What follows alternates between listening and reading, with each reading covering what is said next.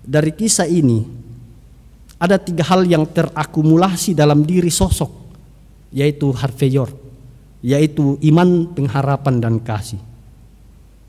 Sekalipun ia dibully, ia tetap menyuarakan namanya kebenaran. Dalam kepolosannya, ia tetap percaya bahwa Tuhan selalu menyertai orang yang terus mengatakan kehendak Allah dan melakukan dalam kehidupan sehari-hari. Sekalipun ia difitnah, diancam, dan sebagainya. Sekalipun ia menjadi korban dari ketidakadilan dan kebenaran karena Injil, ia tetap punya pengharapan bahwa suatu hari Tuhan pasti bertindak. Saya tidak tahu sampai kapan, tapi saya akan terus melakukan apa yang Tuhan kehendaki.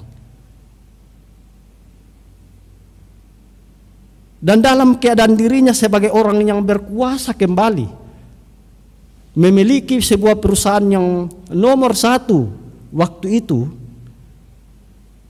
dan paling kaya, tetapi kehidupan sehari-hari ia tetap rendah hati, lugu, bersahaja, dan banyak menolong orang.